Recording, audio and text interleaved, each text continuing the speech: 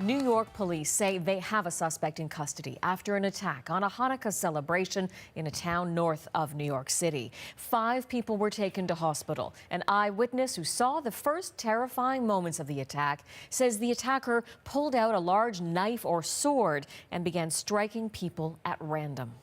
I saw him walking in by the door. I asked who was coming in the middle of the night with an umbrella. While I was saying that, he pulled it out from the sink and he started to run into the big room, which was on the left side.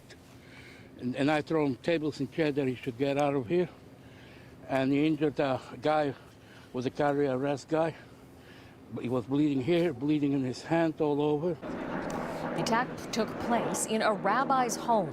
The suspect eventually left that building, crossed the street, and tried to enter a synagogue.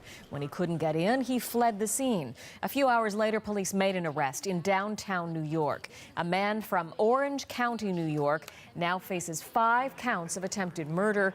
It is the 13th anti-Semitic attack in the past few weeks, according to New York's governor. Andrew Cuomo says state laws need to change. This is terrorism.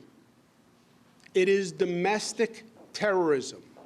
These are people who intend to create mass harm, mass violence, generate fear based on race, color, creed. That is the definition of terrorism. And just because they don't come from another country doesn't mean that they're not terrorists. And they should be prosecuted as domestic terrorists, because that's what they are. For more, we have reached out to NBC News reporter Ken Bufa. He has more details on the attack and the arrest from outside the rabbi's home in Monsey, New York. And faith leaders tell me there was about 60 to 70 people inside this home when this man came in and started stabbing them. Now we have some video to show you. Take a look right here. Police say around 10 last night, while dozens were celebrating the 7th night of Hanukkah, a man with a scarf wrapped around his face barged into the rabbi's home here on Forshey Road in Monsey and stabbed 5 people with a large knife. Now during the attack, a terrified witness threw a table and a chair at the attacker to get him to leave. That attacker, witnesses say, then tried to enter a synagogue next door, but worshipers were able to barricade themselves inside so he couldn't get in. Then the man jumped into a silver sedan and sped away. But as he drove off, a frantic witness ran outside and documented his license plate number. That helped because hours later, in Harlem, the NYPD found the suspect inside of that car and were able to take him into custody without incident. Now, according to faith leaders, of those 5 people, 2 are in critical condition, and of those 5, 1 person is 70 years old, the other, the rabbi's son. We're in Monsey. Ken Bufa will send it back to you. This mass stabbing is not an isolated incident. There have been a number of attacks on New York's Jewish population in recent months, prompting questions of whether police and officials are doing enough to stop anti-Semitism.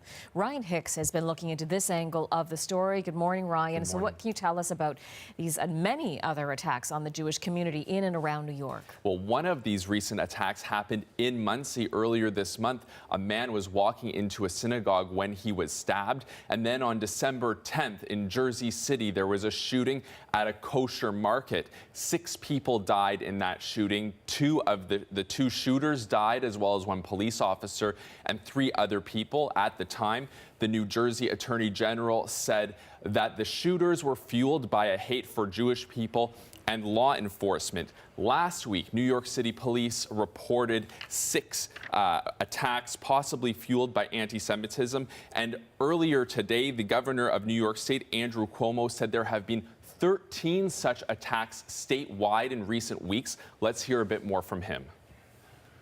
This is intolerance meets ignorance meets illegality. This is an intolerant time in this country. We see anger, we see hatred exploding. It is an American cancer in the body politic. It literally turns one cell in the body against others. But some community leaders want political leaders to take more concrete action. Let's hear from them. As an Orthodox Jew, we were scared, but we were not surprised To be a Jew now is very, very scary. I know friends of mine who are Orthodox Jews, they won't wear their yarmulkes in public anymore.